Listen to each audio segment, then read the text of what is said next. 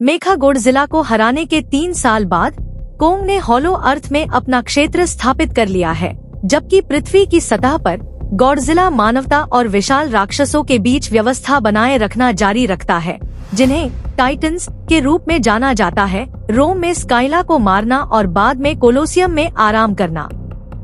Hollow अर्थ में तैनात एक मोनार्क अवलोकन चौकी एक अज्ञात संकेत पकड़ती है। सतह पर सिग्नल के कारण स्कल द्वीप की ईवी जनजाति की अंतिम ज्ञात जीवित बची जिया को मतिभ्रम और फ्लैशबैक का अनुभव होता है, जिससे उसकी दत्तक मां डॉक्टर इलीन एंड्रयूज चिंतित हो जाती है। सिग्नल को महसूस करते हुए गॉडजिला रोम छोड़ देता है और विकिरण को अवशोषित करने के लिए फ्रांस में एक परमाणु संयंत्र पर हमला करता है और आर्कटिक में तियामत की मांद की यात्रा करता है। मोनार्क का मानना है कि गॉडजिला आने वाले खतरे का सामना करने के लिए खुद को मजबूत कर रहा है। जब उसके घर के पास एक सिंकहोल खुलता है तो कोंग को एक अज्ञात क्षेत्र और उसकी प्रजाति की एक जनजाति का पता चलता है, जिसमें सुको नाम का एक किशोर भी शामिल है। प्रारंभिक टकराव के बाद कोंग सुको को उसे जनजाति की मांद में ले जाने के लिए मजबूर करता है और दोनों धीरे धीरे अपनी यात्रा पर आगे बढ़ते हैं।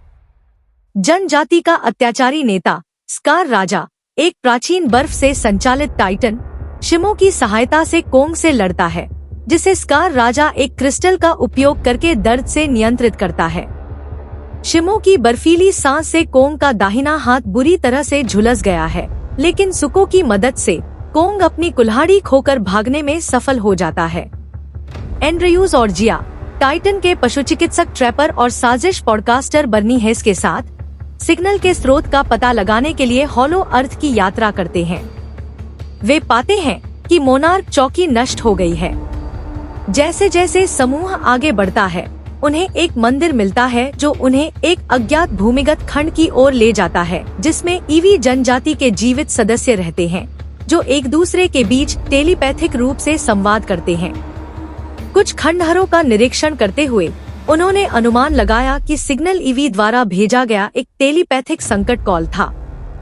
जिया को ईवी के साथ मिलजोल करते हुए देखते हुए एंड्रयूज ने ट्रैपर को अपने डर के बारे में बताया कि जिया अपने लोगों के साथ रहने का विकल्प चुन सकती है और एंड्रयूज को इसे स्वीकार करना होगा। एक मंदिर के अंदर एंड्रयूज ने अतीत और भविष्य को प्रदर्शित करने वाले चित्रलिपि को उजागर किया। स्कार किंग ने एक बार सतह की दुनिया को जीतने का प्रयास किया और गॉडजिला की प्रजाति के खिलाफ युद्ध छेड़ दिया, लेकिन गॉडजिला ने उसे और उसकी जनजाति को खोखली पृथ्वी के भीतर फंसा दिया।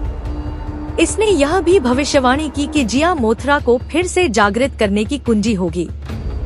जिया को महसूस करते हुए कोंग मंदिर का पता लगाता है और ट्रैपर द्वारा उसके शीतदंशित अंग को मजबूत करने के लिए एक प्रोटोटाइप एक्सोस्केलेटल आर्म ब्रेस लगाया जाता है।